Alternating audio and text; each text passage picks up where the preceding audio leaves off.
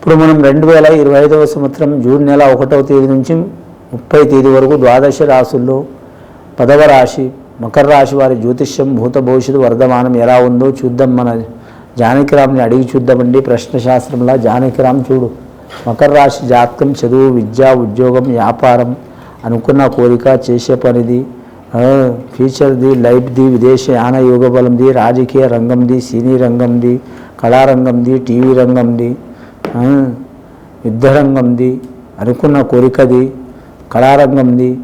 వా సత్యంగల దేవుడు సత్యనారాయణ స్వామి వచ్చిందండి వారి జాతకంలా.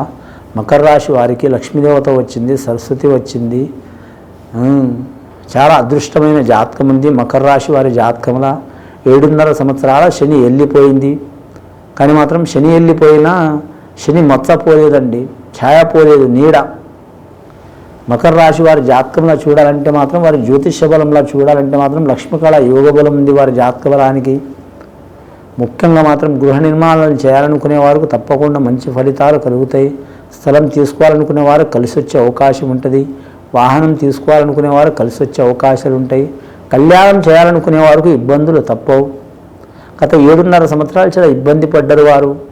ధన విషయంలో, రణ విషయంలో, ఆరోగ్య విషయంలో, కుటుంబ విషయంలో, అలాగే మాత్రం అన్నదమ్ముల విషయంలో, పర్సనల్ లైఫ్లో చాలా ఇబ్బంది పడ్డారు. ఒక ప్రాణ నష్టం జరగడం తప్ప అన్నీ జరిగినాయి వారి పేరు మీద.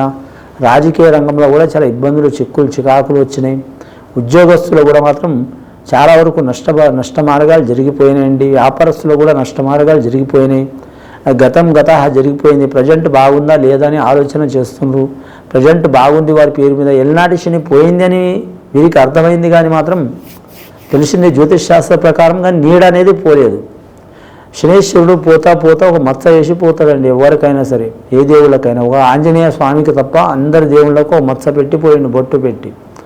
ఆ శని ఛాయ వీరి మీద ఉన్నది. అందువలన మాత్రం ఇంక కొన్ని రోజులు ఇబ్బందులు తప్పవు కాబట్టి జాగ్రత్తగా ఉండాలి. నవగ్రహాల్లో వీరికి 8 గ్రహాలు బాగున్నాయండి.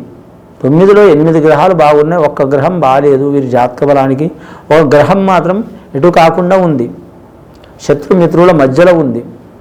ముఖ్యంగా వీరి జాతకానికి మాత్రం చూడాలంటే మాత్రం కరెక్ట్గా గురుగ్రహం మంచిగా లేదు, శనిగ్రహం మాత్రం ఎటు కాకుండా ఉంది. గురుగ్రహం మంచిగా లేనందువలన ఎంత ధనం వచ్చినా మంచి నీళ్ళ లెక్క ఖర్చు అయ్యే అవకాశం ఉంటాయి. ఒక రోజు ₹1,00,00,000 చూసిన మంచి ఇంకో రోజు ₹100 చూడలేడు, అసలు పరిస్థితి ఉంటుంది.